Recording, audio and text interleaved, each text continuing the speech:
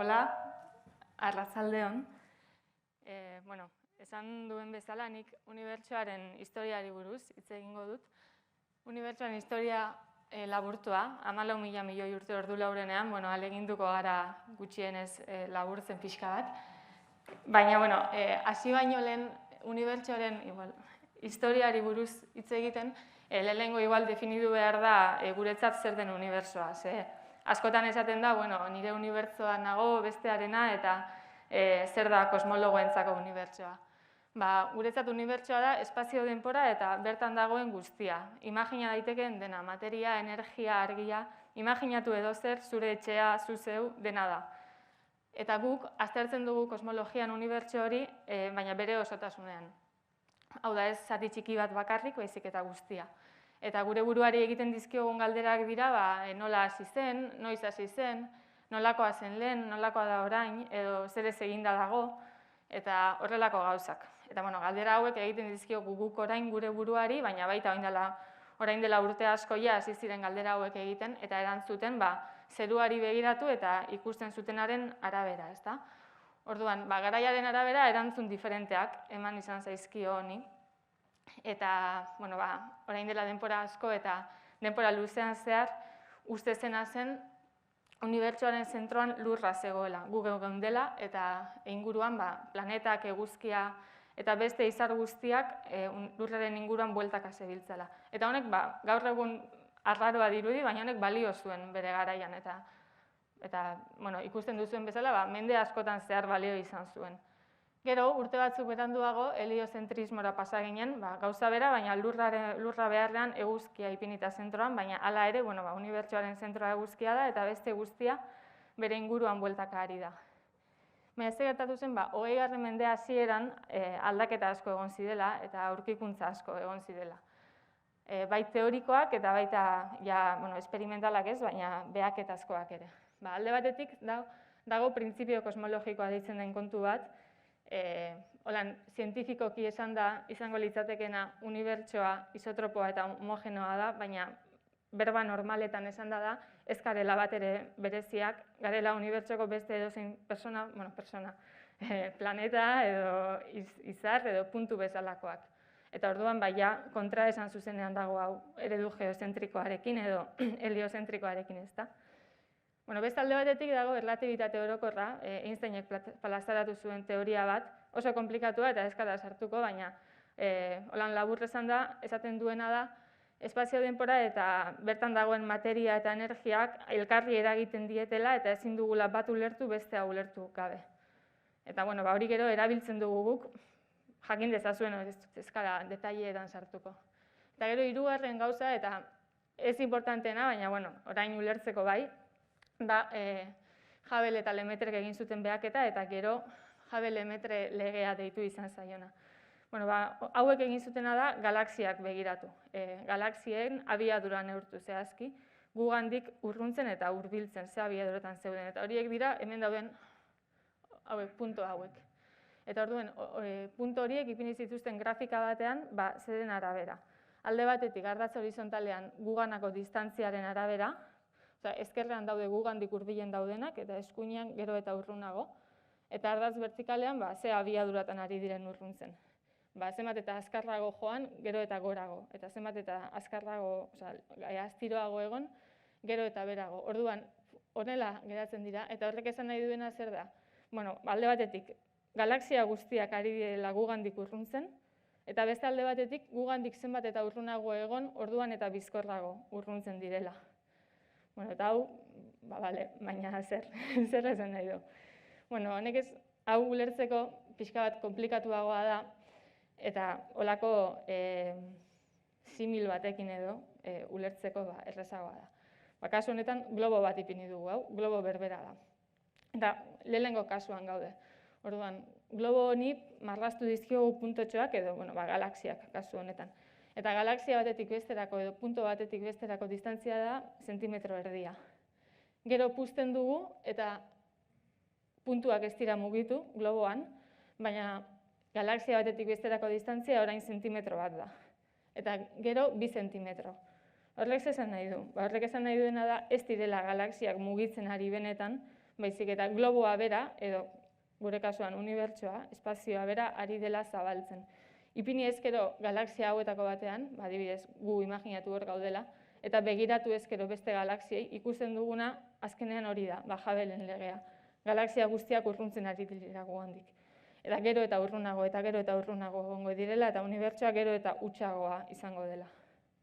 Orain gauza berbera, baina denporan aurrera beharrean, denporan atzera begiratu ezkero, zer gertatuko da? Gero eta txikiagoa, gero eta txikiagoa, gero eta txikiagoa, elkarren gainean egongo dira azkenean. Eta ideia honi segika, proposatu zuten, orain dela ja urte batzuk, Big Bang teoriaren ideia. Bueno, gutxi gora bera, gauza gehiago daude, baina hori, hasieran unibertsoa puntu batean, estanda handi bat dago, Big Bang, deitzen dena inglesez, eta gero hortik aurrera, hasi, baina ez da egin. Eta hasi, gaur egunera iritsi arte hemen, eta bitartean, barruan zegoen materia era diferenteetan evoluzionatu du, gaur eguneko galaxiak eta abar osatu arte. Eta ja hemen ikusten dugu aldaketa oso handi bat, ezta? Eredu geozentriko edo heliozentriko batetik zeinetan ez dagoen evoluziorik edo ez dago hasierarik esate baterako, eta izarrak bizitza santu guztian egon dira guri bueltaka. Ez dira jaio, ez dira hiltzen. Hemen ja beste ikuspuntua da oso desberdina. Eta orain joango gara, hemen ja ikusten den bezala fase ezberdinak daude, ezta? Fase bakoitza pixka bat ganetik pasatzen, eta lehenengotik hasiko gara. Lehenengoa esaten dugu Big Bang teoria. Big Bang, baina benetan Big Bang, baten batek esaten badu baietz, ezin ez du, ze ez daki. Ze fizikaren legeek puntu horretan ez dute balio. Eta, ez dute balio, bi teoria erabili behar direlako ez direnak baliokideak, eta oraindik asmatzeko dago hori. Beraz, Big Bang deitzen da, baina berez, txarto dituta, ze inork ez daki hori. Horrela den edo ez den. Gero, hurrengo momentuetan gertatu dena, hobeto dakigu, nahiko seguru gainera. Lehenengoa ez, baina erdion hartuta dago edo, zientzialarien artean behintzat. Lehenengo fasean oso azkar, Big Banga eta gero, inflazioa deitzen den sasoi bat dago, eta hori da, unibertsoa edatzen dela, baina ikaragarri azkar. Edatzen da ikaragarri, oso denbora tarte txikian, hemen ikusten den hazkunde hau edo da. Gero, unibertsoak 3 minutu dituenean lehenengo nukleoak sortzen dira, 300.000 urte dituenean lehenengo atomoak, 400 milioi urterekin lehenengo izarrak eta galaxiak, 9 bilioi urte dituenean sortzen da gure eguzki sistema eta lurra, unibertsoari berez hori ez zaio inporta, baina, gehu jakiteko inguru honetan edo sortuko ginateke. Eta orain aldian, 14 bilioi urte ditu. Hemen, orduan gu egongo ginateke, galaxia, puntu hauetakoren bat izango ginateke, eta egin dezakeguna eta egiten duguna da, atzera begiratu ona, lehenengo argira, edo lehenengo izarreri, edo begiratu dezakegu gure inguruari, ere bai, eta gauzak ikasi. Eta, hori da egingo duguna. Esate baterako, begiratu aldiogu geure galaxiari berari, hau da esne bidea. Da, galaxia espiral bat, horrela, beso hauek mugitzen dira zentroaren inguruan, eta gu gaude, beso hauetako batean, hemen edo, ez dakit. Hemen edo, hortik. Eta orduan zer gertatzen da, zeratik dago interesantea. Badakigu hauek mugitzen ari direla, ezta? Zentroaren inguruan. Eta mugimendu hori badakigu gravitatearen legeagatik dela erdian dagoen masaren araberakoa. Eta guk masa hori kontatu dezakegu, konta ditzakegu izarrak, banan, gaza dagoena kontatzen dugu, eta esaten dugu, izar hauek kanpoaldeko hau mugitu behar da dena delako abiaduran. Neurtzen dugu, eta ikusten dugu askoz azkarrago mugitzen dela, espero duguna baino. Orduan zer gertatzen da, bi aukera daude, edo gravitatearen legea txarto dago, eta baliteke, baina seguruenik ez.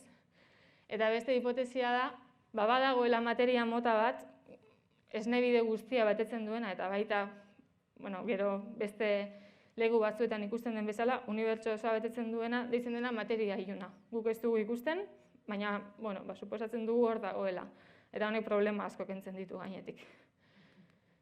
Eta, hori gure esnebideari begiratuta. Beste alde batetik, begiratu aldo gulen Hubblek egin zuen bezala, zelan edatzen den unibertsoa.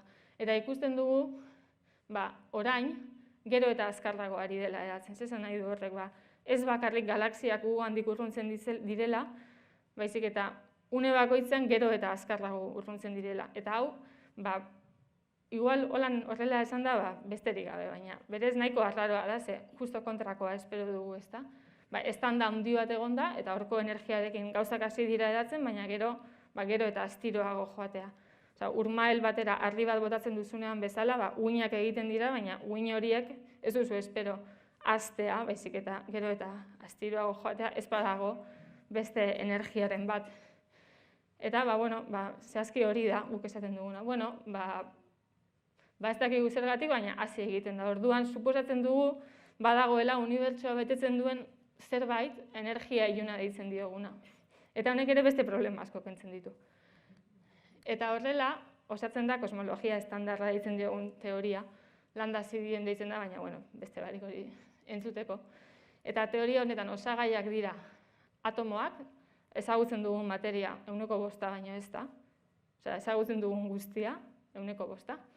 1/25 da materia iluna, eta 1/70 da energia iluna. Orain, osagai hauek nahazten baditugu, lehen aipatutako erlatibitate orokorrarekin eta printzipio kosmologikoarekin, azal dezakegu unibertsoaren historia guzti hau. 14 bilioi urte, 14 mila milioi urte guzti hauek, ia azal ditzakegu, eta hau ez da ipuin polit bat bakarrik, baizik eta frogatu egiten da, eta egiten dituzu aurre ikuspenak, eta gero neurtzen duzu, eta bat datoz ikaragarri zehatz. Fizikako beste edozein arlotan baino zehatzago ez dakit, baina kasu askotan oso zehatz. Zeren kontura, unibertsoaren 95% ez dakigula, zer den horren kontura. Baina hala ere, arrakasta ikaragarria da, teoria honena. Eta gaur egun egiten duguna, hori da, pixka bat, energia eta materia iluna zer diren ikasi nahi dugu, informazio hori lortu, eta DIPC-en eta Marcosek azalduko duen bezala orain, hori egiten dugu alegintzen, hauek dira galaxiak, eta galaxiek osatzen dituzten egituretatik alegintzen gara informazioa ateratzen ea zer den materia iluna eta energia iluna. Eta jazta.